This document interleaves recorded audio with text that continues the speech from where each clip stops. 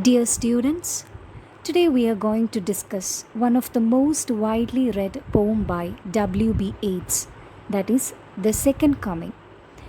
Now before going into the poem, we'll look at a few points regarding the poet. T.S. Eliot complimented Yeats as the greatest poet of our time.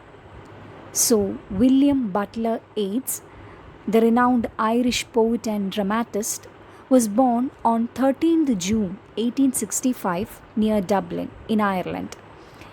And in the 1890s, he was associated with the aesthetics or decadence of the Rhymers Club.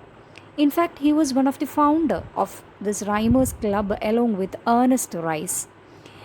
He took a prominent part or played an important role in the Irish Renaissance or revival of Irish literature, and he helped to found the Irish National Theatre, better known as the Abbey Theatre in Dublin, with Lady Gregory, J.M. Singh, etc. And he wrote many plays for the Irish National Theatre.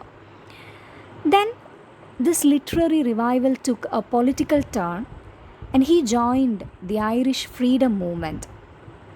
He was also influenced by Ezra Pound's The Images movement. And in 1923, he was awarded the Nobel Prize for Literature for his inspired poetry. He was the first Irish man to be honored so. Yeats is very well-known figure for us Indians as well, not only because of his poems, but he wrote the preface to the English version of Tagore's Gitanjali. Now, talking about his works, his earlier works were influenced by Romanticism, particularly Shelley, mysticism or occultism, and Irish or Celtic mythology. But in his later years, Yeats' poetry became more politicized, and his Irish nationalistic fervor grew stronger during this time. And he died at the age of 73 on 28 January 1939. These are a few of his important poems, and he also wrote plays like Mozada, which is a verse play, The Land of Heart's Desire, The Countless Kathleen, At the Hawk's Well, which is a one-act play, The Resurrection, and he also wrote a non-fictional work. It is called The Vision. Now coming to our poem, The Second Coming, it is a typical example of a modern poetry because as we all know, one of the major traits of modernism is the pessimism. In a way, it is presenting the reality of life, that sense of loss, frustration, which is somewhat a result of the World War and its ramifications. So this poem was written in 1919 and published in 1920, 1 or 2 years just after the First World War. So the Second Coming is considered as one of his political poems. This was the time when revolution broke out in different parts of the world. For example, the Easter Uprising of 1916, the Russian Revolution of 1917, and of course the First World War from 1914 to 1918, and moreover the Irish Civil War of 1919. So Ireland was in the middle of her fight for freedom. So this poem is reflecting that post-war trauma that the poet had witnessed. He has seen atrocities, mass killings, diseases, deaths, which made him believe that there is no concept of morality anymore in the world. Now the title, The Second Coming, is taken from the book of Revelation from the Bible, which alludes to the second coming of Christ. But then the poem is describing not the second coming of Christ, but a powerful alternative to this Christian idea of second coming. So the poem's first stanza describes the world in ruins, a world of chaos, confusion, pain, while the second stanza is describing the second coming. In short, the poem depicts the end of the Christian era and the beginning of the barbarian era. So the poet is trying to unite the political as well as mystical concerns. Now we will go through the poem. Turning and turning in the widening gyre, the falcon cannot hear the falconer. So a falcon is flying further and further out in a widening spiral or circle so that it cannot hear the call of the falconer. A gyre is a spiral that expands outward as it goes up. This is a frequent symbol in his poems. Yeats uses the symbol to describe the movement of time and history towards chaos and instability. In order to understand it better, we should have an idea of Yeats' philosophy of history. Yeats believed that history of the world is cyclical. That means one era is replaced by the other, which is quite opposite to the first. That is, started in small beginning and spiraled outwards to wider extremes until it collapsed and gave way to a new and opposite phase. For example, here in this poem, poet is suggesting Christianity is being replaced by something grotesque. Now coming back to the poem, what is turning here in the gyre? It is the falcon. Falcons were used as hunting animals, and its natural flight style is circling above the falconer or the trainer. Falcons are very smart and they are very dedicated to their trainers, and they respond immediately to the call of the falconer. So if it stray too far from the falconer's whistle would bring it back to his control. That means back to the sender. Here, the falcon can be considered as a metaphor to refer to us, the humans. Falconer represents the core of our moral sense, which binds us in a sense of good, or in a sense of what is right and what is wrong. So, thus, for the falcon to have flown so rapidly out of the reach of the falconer, it shows that this delicate balance has been upset. If the falcon flies too far in its circling, it is no longer controlled by the commands of the falconer. It no longer even hears the call of the falconer. And you can also interpret it as the falcon as our civilization, and falconer as the Christianity. When the falconer cannot control the falcon, it means that Christianity has lost its power. It can no longer hold the society in a good structure. Things fall apart. The sender cannot hold. Mere anarchy is loosed upon the world. This is an often quoted and most important line of this poem. And there is also a political implication here considering the war torn world. So the poet is telling how this cycle of life is falling apart. Here the word mere means only. So the sender is unable to hold, and as a result, anarchy and confusion are prevailing all over the world. The sender again referred to the falconer, and the things refer to the falcon. So the poet says that old civilization moves away and away, and it is losing that touch with its central code of principles. And just for your understanding, Nigerian novelist Chinua Achebe's debut novel Things Fall Apart. The title is taken from this poem, The Second Coming. The blood dimmed tide is loosed, and everywhere the ceremony of innocence is drowned. Now, these lines describe that violence through the words like anarchy, blood dimmed tide.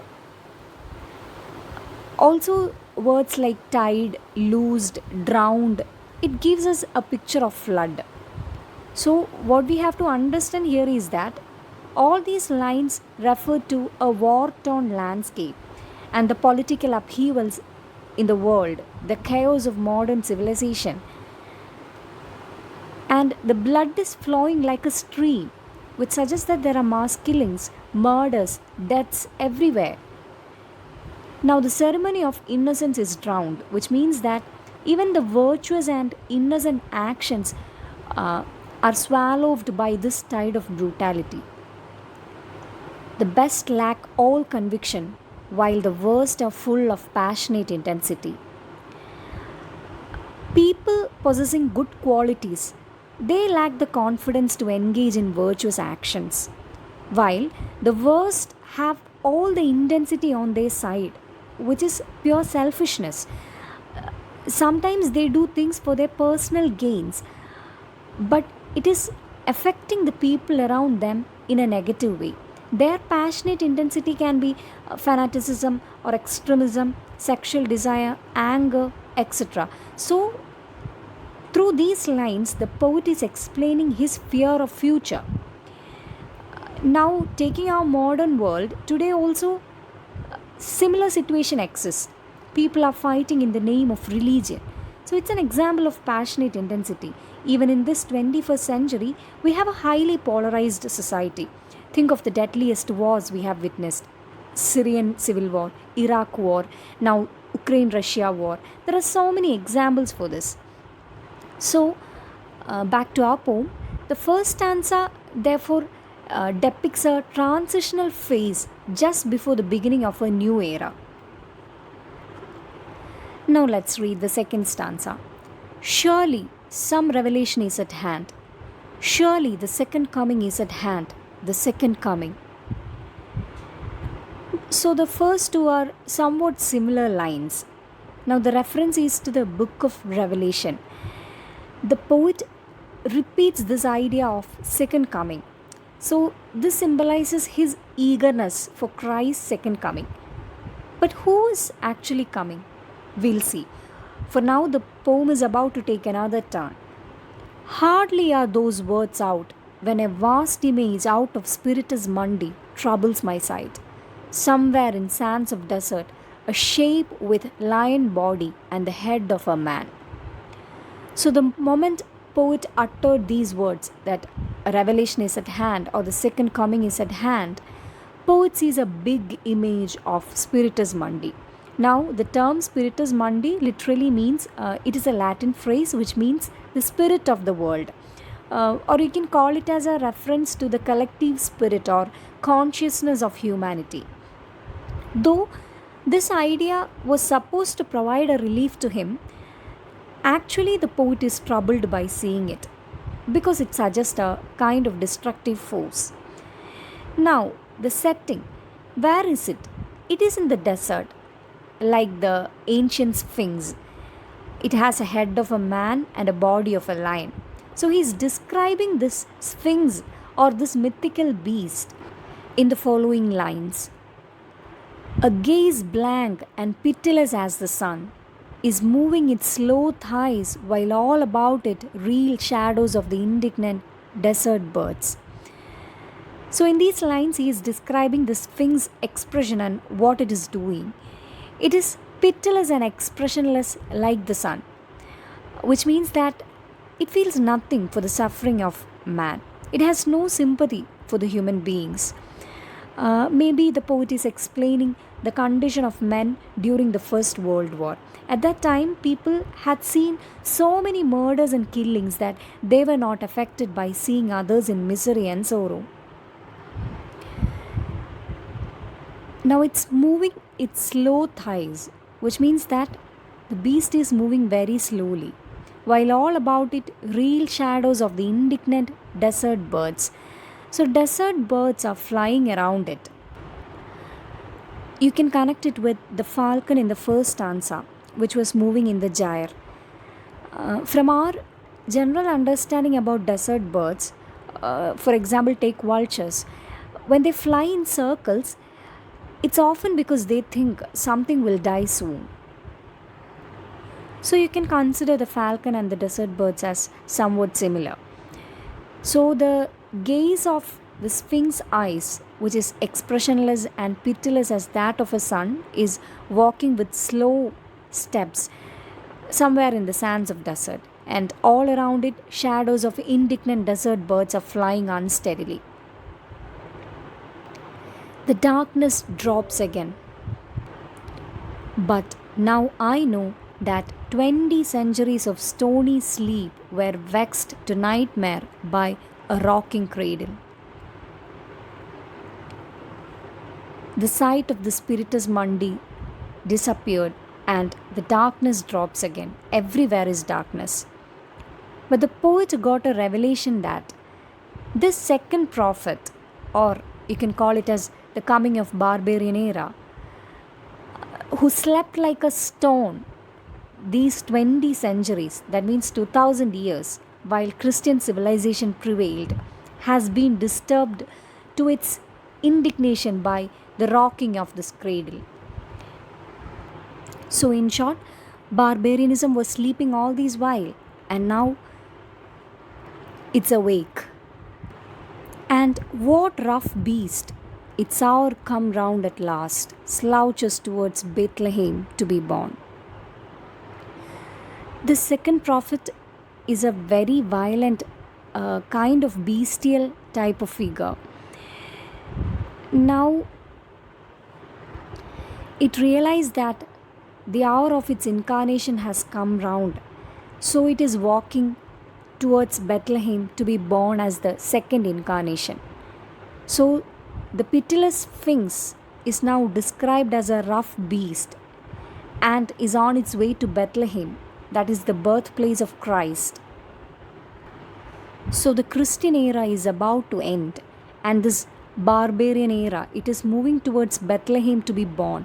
So a new era is about to begin, which is characterized by hypocrisy, murder, lamentations, and other evil things to follow.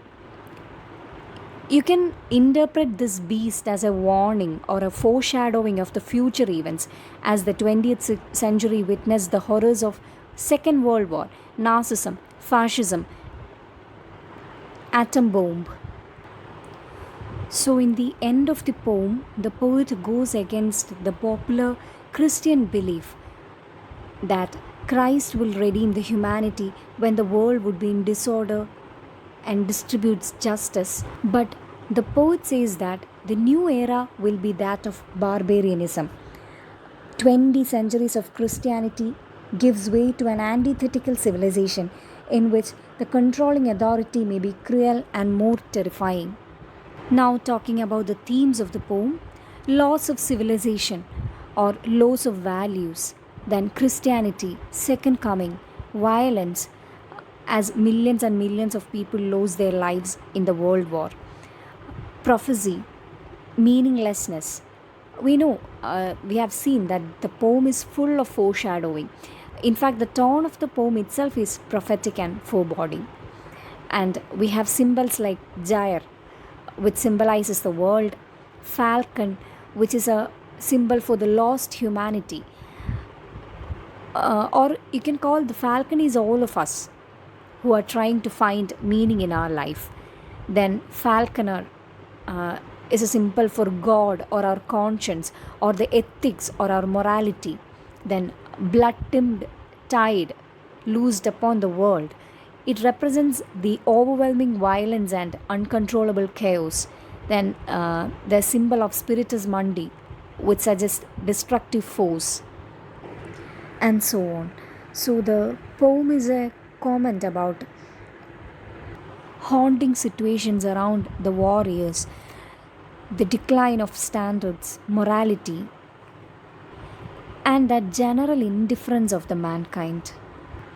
And let's not forget the fact that the poem has not lost its relevance even today, as the world is seeing the rise of many fascist regimes. I hope all of you understood the poem clearly. Thank you.